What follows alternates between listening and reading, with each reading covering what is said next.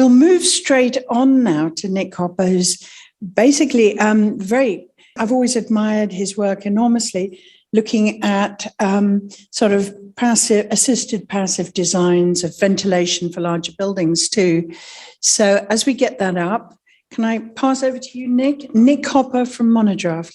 Well, I don't know what to build on that, though. Thanks, Sue. I've been involved in the building industry for 25 years. I've worked for Monodraft. I'm the technical director there, and I'm responsible for new product development, research and development. So during my time with the company, I'm responsible for developing many low energy ventilation systems that have been used across public and commercial buildings. So good afternoon, ladies and gentlemen. So I originally set out to talk to you about our new hybrid ventilation system, which is shown in this image here being applied into buildings. But I've cut things around a little bit because I wanted to talk about some of our phase change materials as well. So Monodraft is an organisation, we're a manufacturer. We make low energy ventilation systems. But we operate across a wide different spectrum of different products. But we're probably best known for our natural ventilation systems, our wing catcher units. As a manufacturer, we sit very much in the middle of this table where we manufacture and we install our products. But because we make low energy products, we can't just turn the energy up if something doesn't quite work. So we spend a lot of time on design. So on all our larger projects, we do full dynamic simulations just to prove that the products we are going to fit into a building are actually going to be successful. We also do commissioning. So a Monodraft engineer will actually visit a building and will do a commissioning visit and sign off. Even if we don't do the installation of our products, we will still do that sort of verification process. And we also then post installation, we will maintain a contact with the building and we'll carry out servicing and more often than not user training. There's also this arrow that goes back towards design. So all of Monodraft's products have data captured on a minute-by-minute basis for the last 10 years of our product life. So we've got a huge repository of data that we gather every time we go around and service our systems. And we've used that information to feed back into our design process. So I spoke about our wing catcher systems. This is probably what we're best known for. It's a louvered ventilation turret. It provides natural ventilation in a secure manner. It provides nighttime cooling. And we spent a huge amount of time calculating the performance characteristics of this type of ventilation strategy so we can feed those back into design calculations. So when people talk about unreliable natural ventilation, there's been a huge amount of work in the industry to prove that natural ventilation can be reliable and can be calculated and modelled correctly. So I quickly added that slide in. So what I wanted to talk to you about was ventilation product design during a pandemic. So we set out on the lockdown situation, we had an opportunity to bring all our R&D staff together for one single project. And we channeled it over to sort of move forward with our technologies in a time when we wouldn't have had that under normal business operation. So ventilation design during a pandemic is basically don't try and do it. So we had an R&D team pre-pandemic of 10 full-time office staff.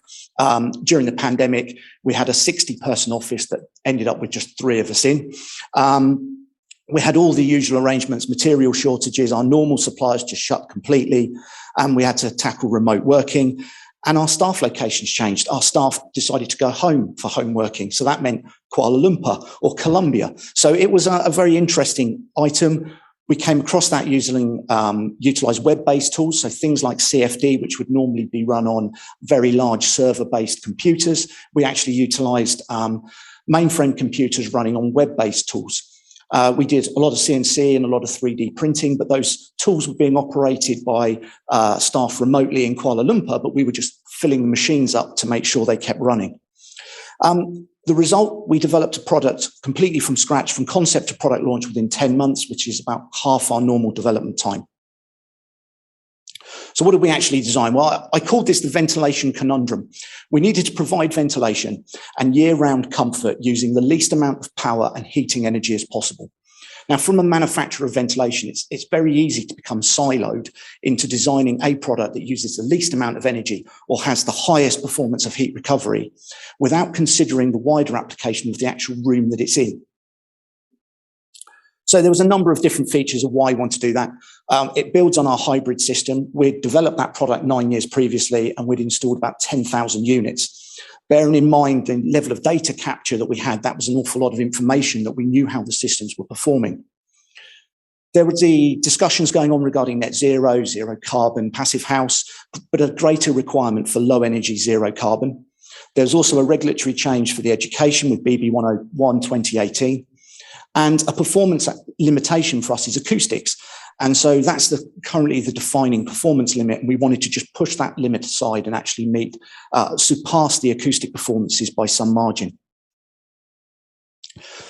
So on our site data, what we've noticed is that real world conditions weren't really reflecting the design summer years or the weather files that we were using.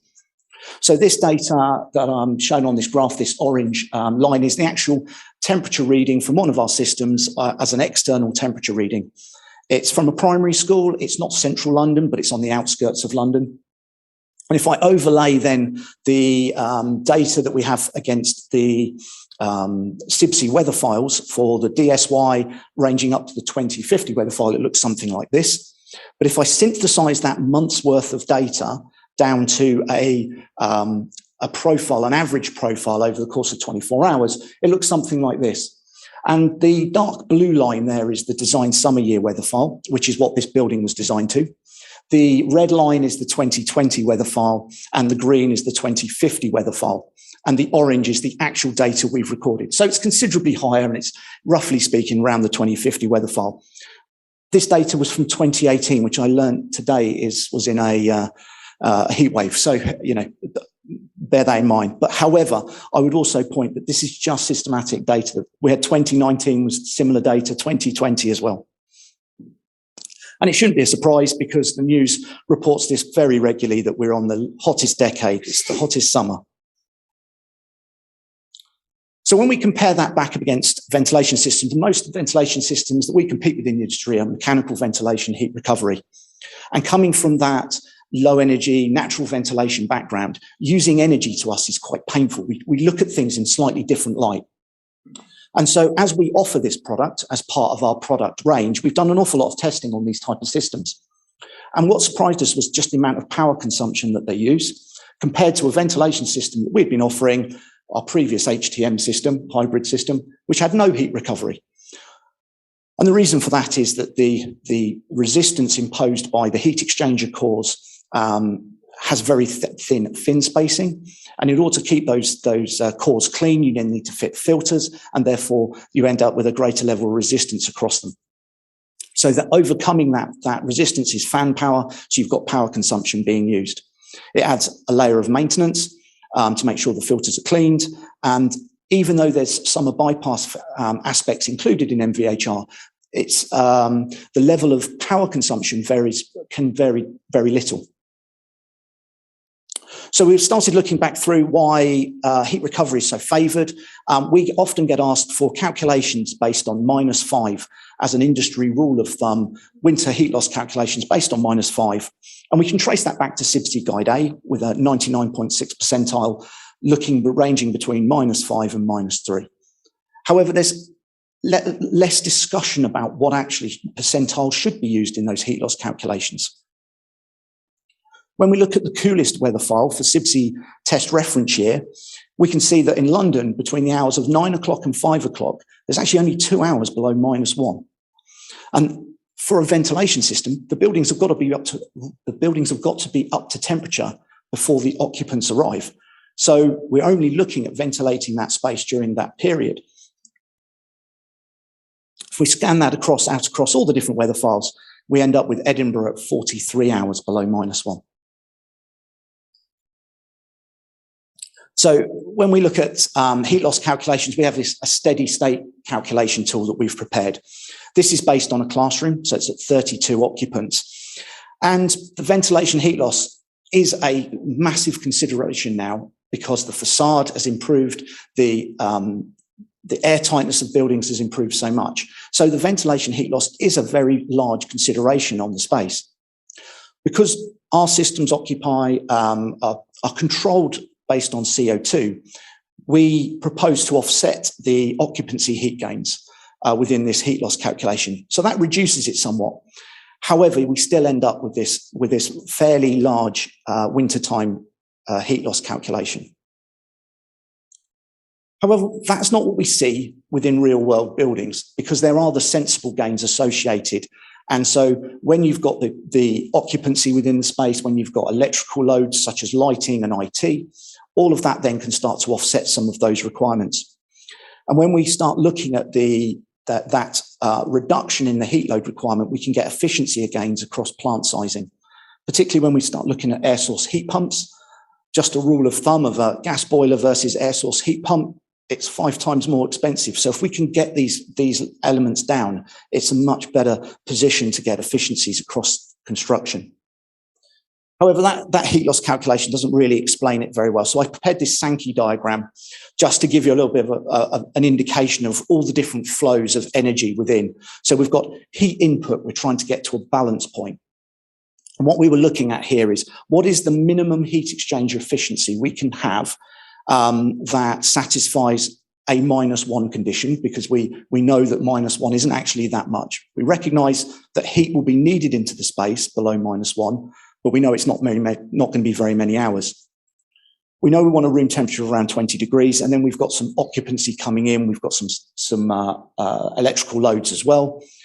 We've excluded solar gain for wintertime calculations, and we're just then looking at the heat recovery efficiency of the ventilation. We came up with a calculation of 42% as being the ultimate sweet spot for ventilation design. Now, there's lots of different standards that actually prohibit lower efficiency heat exchangers.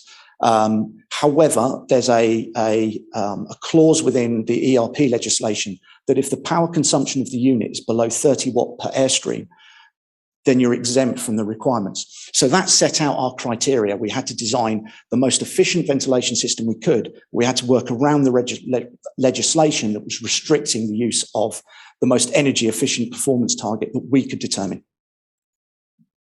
So we did that using this CFD packages that were online web tools. We put a huge amount of time into developing the unit, and we iterated very quickly.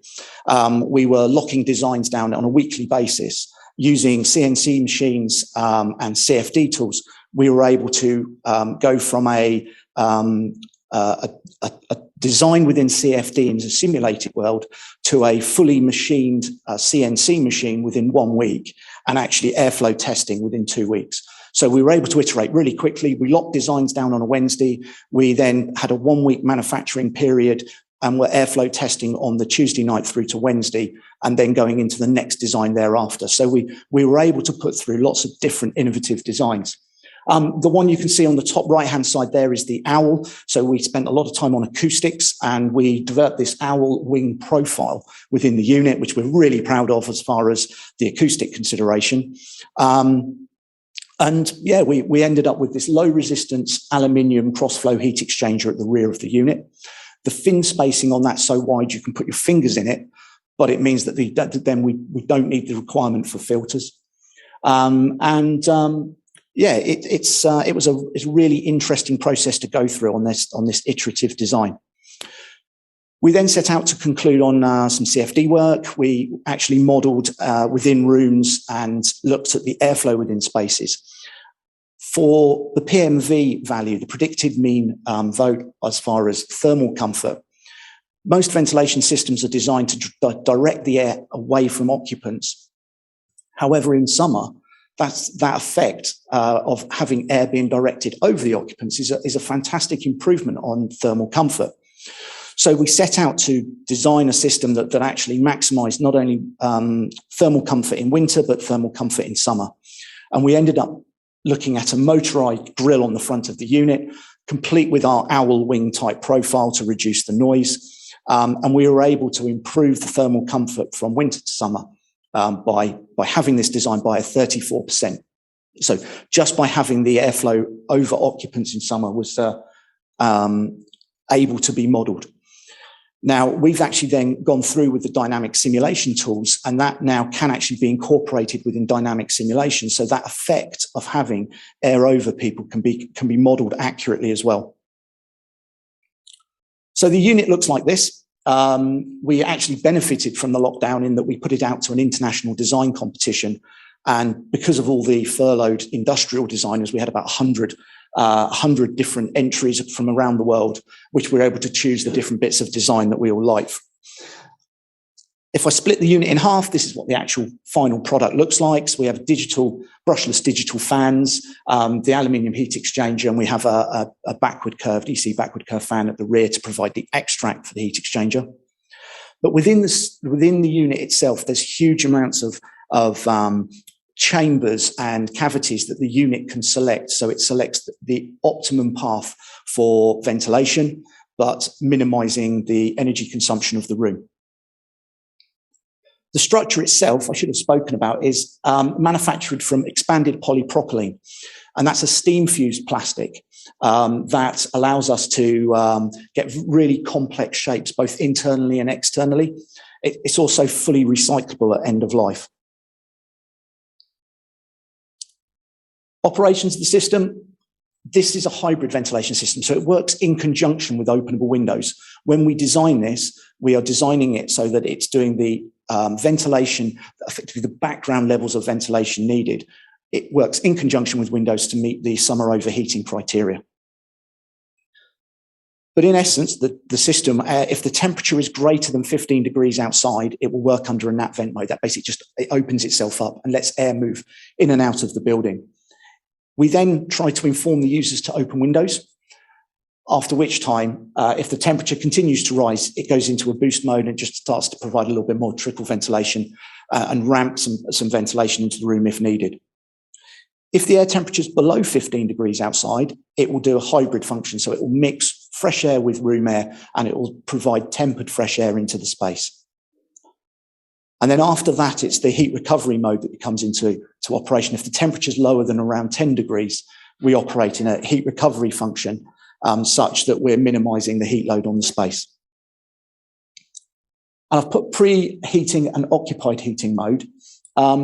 Actually, the system works with air source heat pumps. We designed it from the outset to work with air source heat pumps. So we can have a water coil within the unit, and that coil is sized considerably larger than you would do normally. So it works with the lower flow and return temperatures of air source heat pumps. The benefit there is that we're moving away from gas to an electrical source that can provide both heating and cooling. So this isn't just a preheating mode and occupied heating mode. It's actually got the ability to do cooling as well. Although I would stress that's more temperature lopping more than anything else. The preheating mode is an adaptive control strategy that we have. So the system will self-learn and try to operate under the least amount of time possible to bring the room up to temperature before occupants arrive. And then should there need to be top-up heating or cooling during the day, then that function can work. There is a seventh mode, which is nighttime cooling. The system will operate under natural ventilation mode under summer seasons.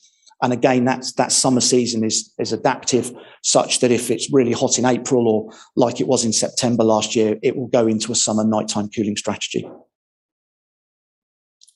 So that was one aspect of the design. The second aspect of the design was the data capture. Now, I spoke about the fact that we've collected this data on a minute-by-minute basis of all our systems. That data is essentially stored on an SD card in one of our PCBs that we do. We wanted to take that into an IoT cloud-based function so that we can get the benefits of much more data management. And this is a standard building management system that I took a photograph of from a school. It's about 4 or 5 years old from the school was built. And quite simply, they're just archaic. They look like they've come out of a 1970s nuclear reactor.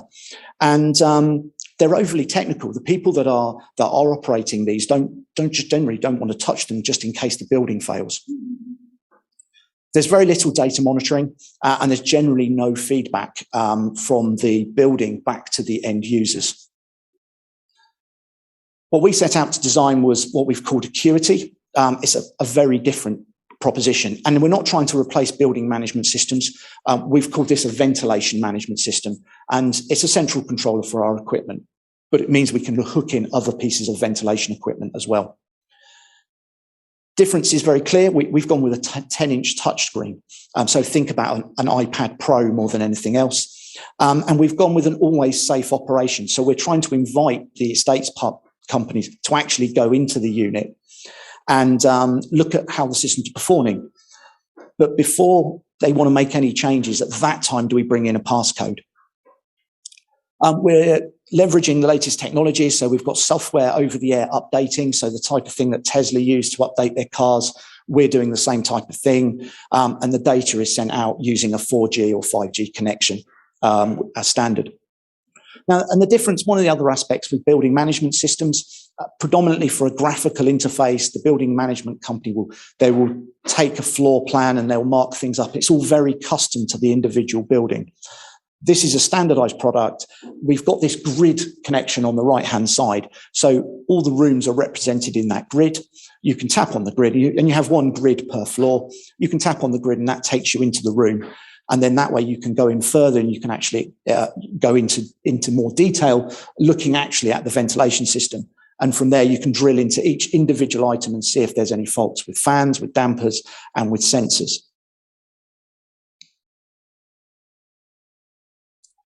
So the data we've done, so we launched that product at January last year. We've now got 1,500 units installed, over 50 different projects. And the type of data we're getting back, it looks something like this. This is, we have sort of 3 levels of data. We have the data that we collect on Acuity itself. That then gets pushed up to the cloud. And we're using commercial cloud storage systems.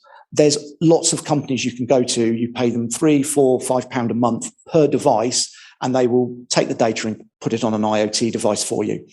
We're involved in construction. No one's prepared to pay for data. So we're trying to wrap this arrangement up within our general cleaning costs or maintenance costs for our systems. Because data to us is really important. We're a bit geeky, I recognize that. But the reality is that for us to have an engineer go from one side of the country to the other just to go and turn something on and off is really pointless, and where we can do it remotely.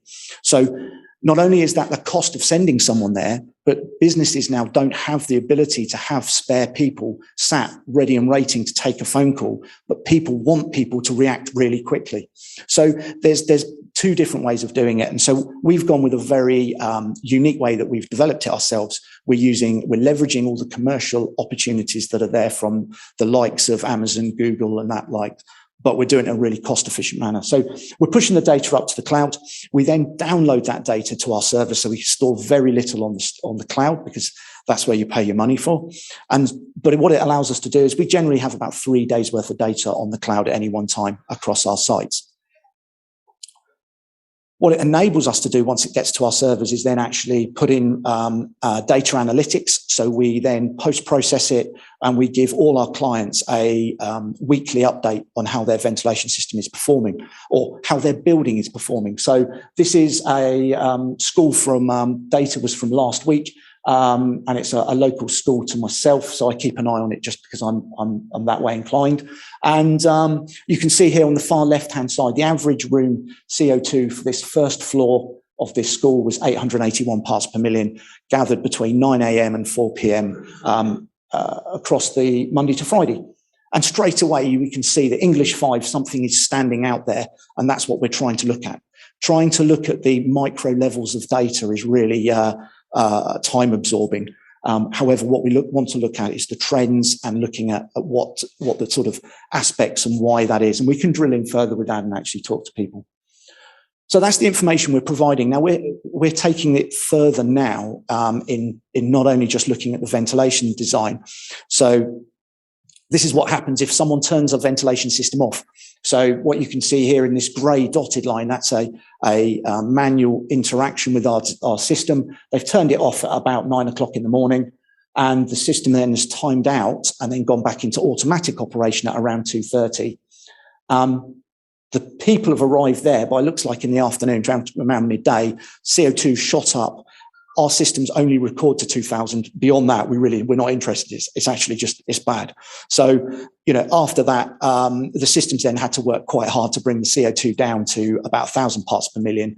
And then at around 3:30, the kids have gone home from this school and it's dropped down back to background level. This is what a room looks like with an air conditioning system that's left on permanently. So you can see that 24 hours a day, 7 days a week, there's an air conditioning system running, and you can see that close control operating throughout the night, just maintaining temperature for no reason. And this is what a room looks like when it's heated to 30 degrees because a heating valve is stuck open. So all of this type of information we're gaining now. So we're not only measuring just our systems, we're measuring what coil temperatures we've got. So that way we can feed this back to the estates departments in a really concise, easy to read manner that just says, you need to look at this. So that was the design of the units itself. I spoke quite early on about the zero carbon agenda. And net zero, we set out to design this product to be a zero carbon product. And within the whole of the development of the system, we looked at all the different materials we were using and strove to make sure that everything was on a full recyclability end of life, as well as trying to capture all the embodied carbon of the materials we were using, from digging it out of the ground right the way to us supplying it to the client. It was a really interesting process to go through. We got to the end of the product and then basically handed it over to one of our doctors, who then embarked on a 7-week calculation process to actually come up with the final figure of what it was. So we calculated using the life cycle inventory databases of Eco Invent 3 and US LCI, 265 kilos of CO2. We then rounded that up to 300 kilos, and we offset that for every unit supplied using a gold standard UN accredited carbon offset scheme. So that is a net zero product. However, it's a very techie way of providing something. So what we also do is we embarked on a tree planting scheme. So for every unit manufactured, we've signed up with a tree planting scheme, again, UN accredited. And that then provides a real tangible aspect for end users. And we publicise that to the end users of the building, as well as the construction company that we're engaged with. What I hope to do over time is actually try and look at can we actually get our products to carbon positive? Can we actually remove more carbon than our actual systems are using? And we're on a journey there. So then the things I wanted to talk about, I added in on the last of our presentation. My presentation was phase change materials. Now, we started with phase change materials around 15 years ago and launched a product 10 to 12 years ago. Quite time's been passing. Phase change materials are a really amazing substance. They replicate thermal mass, and in exactly the same way that water solidifies and stores energy within ice. We do exactly the same using the latent energy of materials. I didn't know how that slide was going to work, but it looks like it's worked okay. So the materials we use are a blend of salts and waxes. There's 2 different types of PCM. You get inorganic or organic. We're currently using inorganic, which are the salt-based type materials. So they solidify at temperatures below 20 degrees and liquefy above 24 degrees. And in that change of phase, we get this high level of energy release. So within our ventilation systems, we store night cooling. So we've got the ability to charge our systems at night and then have that energy able to release the following day. We package the phase change material up into aluminium with aluminium enclosures. And we stack them to form what we call a thermal battery. And there you can see a thermal battery that's got air paths either side of the unit with the phase change material in the middle. The material itself is non-flammable, and it's been tested to 10,000 cycles. So yeah, so we've got this phase change material, we've got this substance that solidifies at nighttime temperatures and then releases that energy the following day. We've enclosed it in these aluminium enclosures, and we've got the material within a thermal battery. And so what we end up with is the unit itself. The thermal battery is positioned at the end of the unit. We've got the air source heat pump so that we're able to, should we need to, charge the phase change material. And that means we can load shift. We don't have to do cooling during a particular time. We can store energy overnight, and we can also provide a top up. So the phase change material doesn't need to be designed to do the whole cooling load. It can be designed to do a seasonal approach. So when you look at a weather file, predominantly you end up seeing these spikes. And what we do as building designers or ventilation designers, we end up trying to design things to actually overcome these spikes. When in actual fact, we actually want to design something that's much more holistic and looking at the average and then having the capability to deal with the spikes as well. So that's where we're trying to look at this product to actually be a sort of combined aspect where we're able to store energy for use the following day, as well as reduce plant size so that we're actually dealing with the spikes, but not designing the whole plant to actually deal with the spikes itself. So thank you very much.